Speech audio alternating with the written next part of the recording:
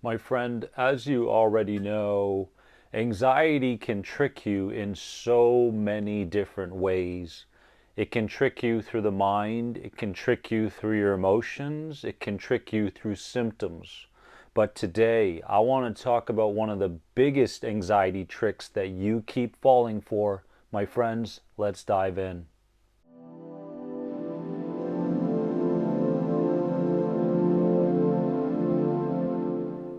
Welcome to another important video on my channel, my friends. If you haven't subscribed, please do to this channel. And if you want to learn more about any of my recovery programs, click here. As we dive deep into an important topic today, and that is the way anxiety tricks you.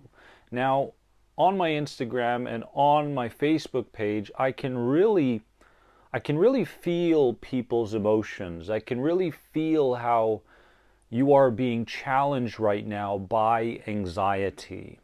Anxiety in this one form is very much like a radio player, right? The radio kind of gets louder at certain times and softer at other times, but it's always there. And what we tend to do is we tend to listen to that radio and take action that it wants us to take constantly. But more so, I want to talk about this particular anxiety trick. Now, I'd like you to comment below and let me know if you're falling for this trick right now, and that is the tunnel vision and obsessiveness that follows an idea that you think will heal you, right? Let me give you a couple examples of this. Let's talk about the mental side of things first. This is the first example, but it's in the mental category. Telling yourself an affirmation as many times as possible. Have you been there? Right? So you get this idea and you go, that affirmation, that could work for me because it aligns with exactly what I want to happen in my life, in my inner world. And if I tell myself that affirmation 1,000 times per day, then I'm going to be healed. Or maybe it's emotional, right? Faking a good feeling as often as possible, hoping it will stick. We've all been there. This is no joke, right?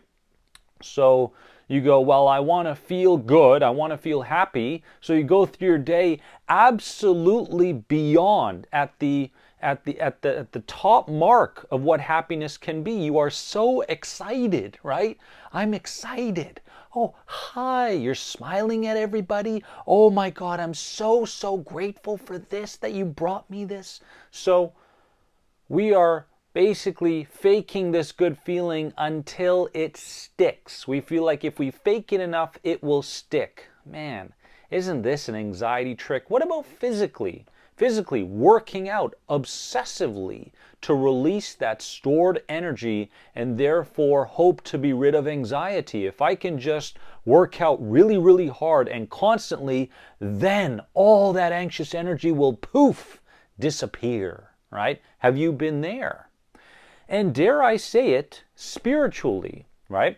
Because anxiety can also trick you spiritually, can it not? Of course it can. Becoming absolutely obsessive. This was me, becoming absolutely obsessive in my approach to a particular religious figure. And that was in the hopes that a miracle would take place without me actually having to do anything.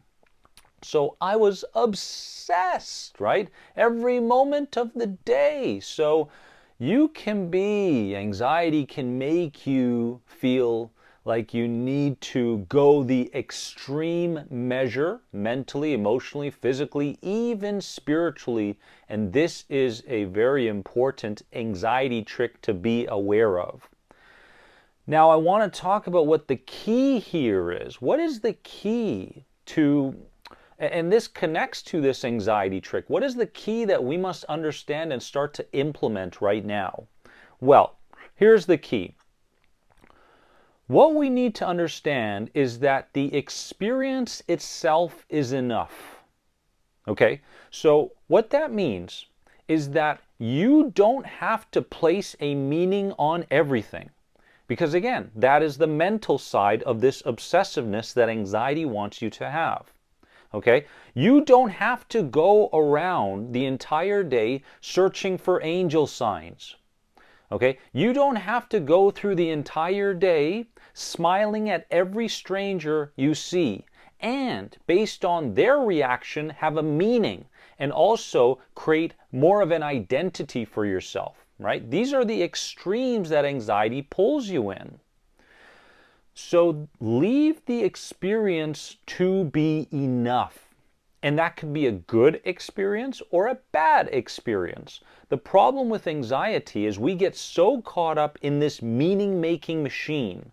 This means that means this, and this means that. And to heal my anxiety, I need to put this puzzle piece over here, this puzzle piece there, this there, this there, this there. Oh my God, there's one puzzle piece missing. I won't be able to heal.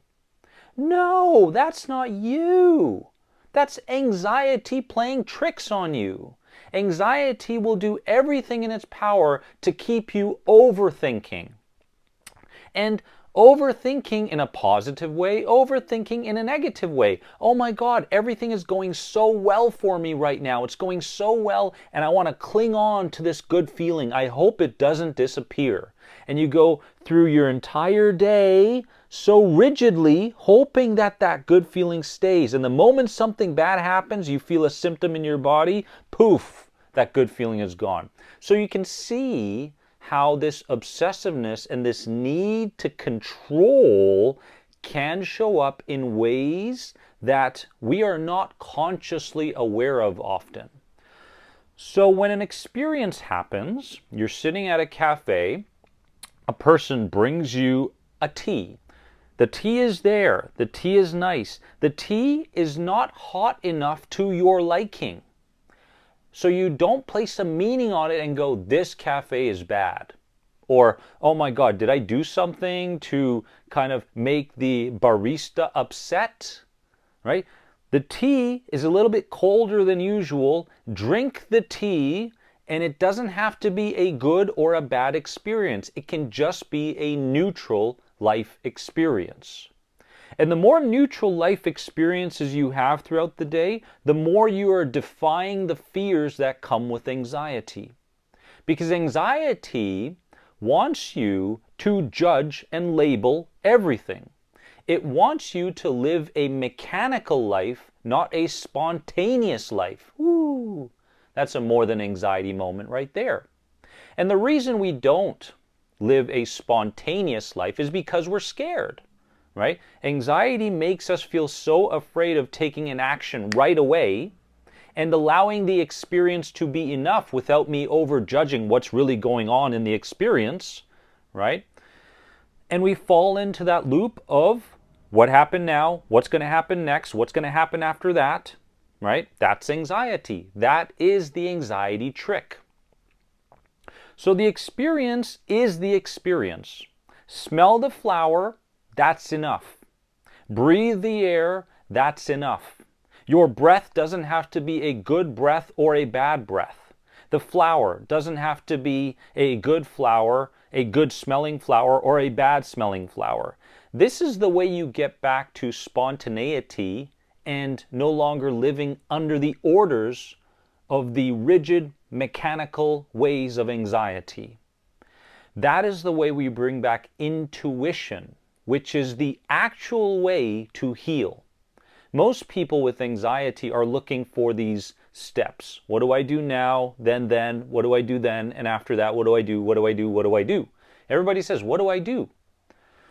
Well, it's not so much what you do, it's the way you go about your day, right? So it's not so much at 10 a.m. I have to do this meditation, and then I have to do that walk, and then I have to do that breathing practice, then I have to do that EFT, then I'll take that therapy session there, then I'll work out afterwards, and then my anxiety will get better. No, because you've packed your day there that it's going to be overwhelming at some point and you may experience a flare-up. So your attitude is more important than the actual steps. Your intuitiveness is more important than the steps. Your spontaneity is more important than the steps. Your willingness to have an experience and have that experience be enough is what we want. We don't want that nagging radio playing in the mind to tell us what we need to do, how we need to label something, how we need to judge it, and who we are in connection with this life experience. That radio never stops. And the moment we realize that we are an identity, we are a soul listening to the radio, but we are not the radio itself, the moment we realize this, we can go, I don't need to turn you off, right? I don't have a desire to delete you. I simply don't care about what you're saying anymore. And then the radio starts to subside. Maybe not go away completely, but the voice gets turned down. And our focus is no longer turned to that mental narrative, right? Constant mental chatter. Our focus is now turned to the outside world. And our focus is now turned to the present moment. No longer are we preparing for the future based on what we believe is the most traumatic past anyone could ever experience. My friends, comment below. There are many more than anxiety moments in this video. Comment below and let me know what your more than anxiety moment was from this video. And my friends, one day at a time, we are moving forward to becoming more than anxiety. Please subscribe to this channel. Share this channel with someone or a group in need. And if you want to learn more about my programs, click right here. I love you. See you soon.